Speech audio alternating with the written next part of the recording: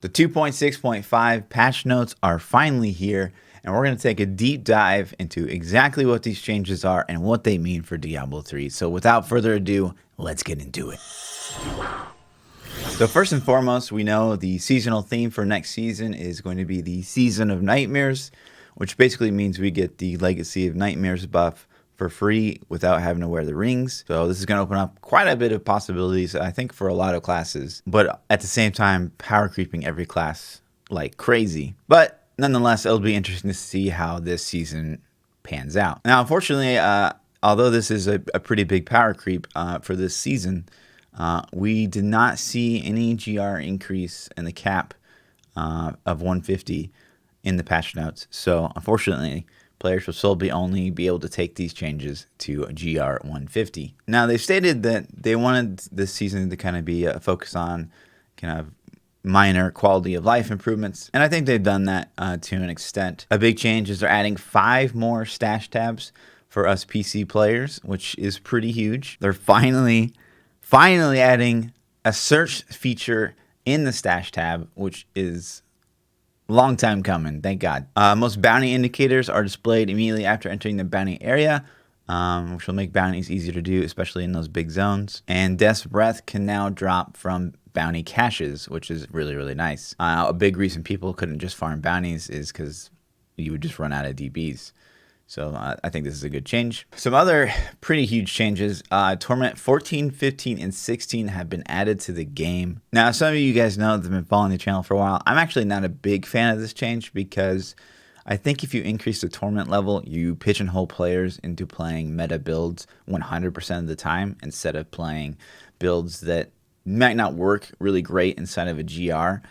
Don't have the power to do high-level GRs, but are certainly a lot of fun in T13. And with this change, I fear that you'll be playing meta in T16 and in GRs, but only time will tell. Portals left behind by treasure goblins can now lead somewhere utterly ridiculous. I don't know if they just mean, you know, the Rainbow Rift area with the teddy bears and the unicorns and stuff, because to me that's pretty utterly ridiculous, but maybe they made something new. Using an ancient or primal puzzle ring will now produce a new result. We'd always kind of troll before, like, oh, we're going to get primal gold by using the primal puzzle ring, but maybe now we will. This one's kind of cool for you group players. Party portraits now display if a player's cheat death has been recently used. So if you proc your cheat death, it's going to show right next to your portrait frame for your party to see, which will be really helpful in hardcore. Another quality of life change: when a boss is killed in a Nephilim Rift, a permanent ping mark will be at the location of the boss's death. So if you're falling behind or you are in town, you're gonna have no problem finding that corpse and getting those DBs and the GR keys, etc. A nice change. A couple of vague changes here. Boss notification screen got to rework. Greater Rift notification screen got to rework. I don't know if they just mean like the art that pops up when those things happen. No idea. You can now once again join someone's group while they're doing a greater rift, but of course you will not be able to help them in progressing that rift. But one of the cool things about this is now you'll know where they stand in the greater rift instead of just like spamming chat like, hey, how close are you to being done? But the big juicy changes, as always, are changes to the items themselves. One thing, we're actually getting a new item. What? We're getting a bottomless potion of the unfetid. Become immune to control impairing effects for 5 to 7 seconds after drinking the potion. Now, Necro, for one, has a pretty big problem with CC effects. We don't have a lot of immunity, so this could actually be a decent potion. Now, it'd be nice to see maybe potions separated so that we could maybe get a health potion to heal ourselves and maybe a heal CC potion. Path of Exile has 5 different potions you can use at one time.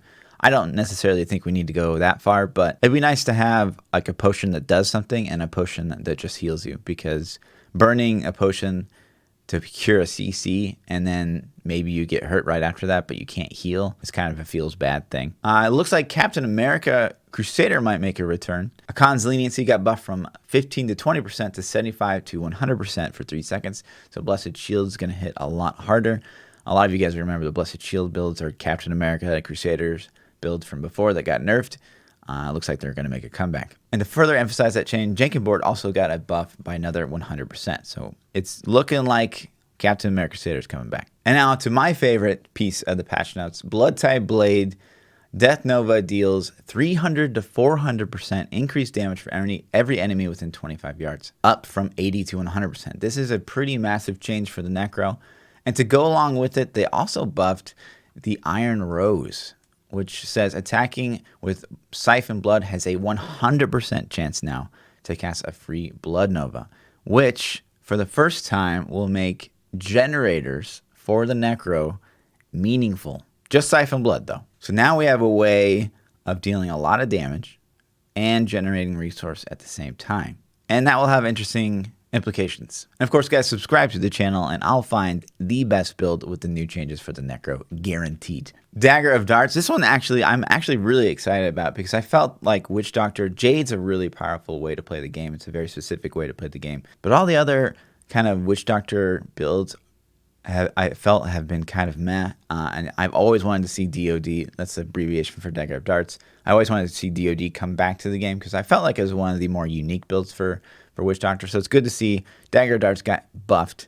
They added a damage modifier to it, thank God, 400 to 500% damage. So hopefully that'll be enough to make DOD competitive again. And then finally, Chantoto's Will, the Chantoto set for the Wizard, it's supposed to go hand in hand with Archon, got a buff from 1,000 to 4,000% weapon damage, and 4,000 weapon damage is added to the Wave of Destruction. Hopefully this will make Chantoto kind of a really valid option again for, like a Veer Wizard. One of my favorite ways to play the Wizard was to run a melee Veer with Chantoto, so this could be a very fun change. Now that's going to wrap up the changes that we see for next season, but I think the seasonal theme will be a pretty big change for a lot of players next season. Getting Lawn for free, just for me on a Necro, I'm thinking, okay, now I can wear Crisbin, now I can wear Circle Ring, now I can wear so many different things in the jewelry slot that I couldn't before. I know for me, I'm already theory crafting ways I can play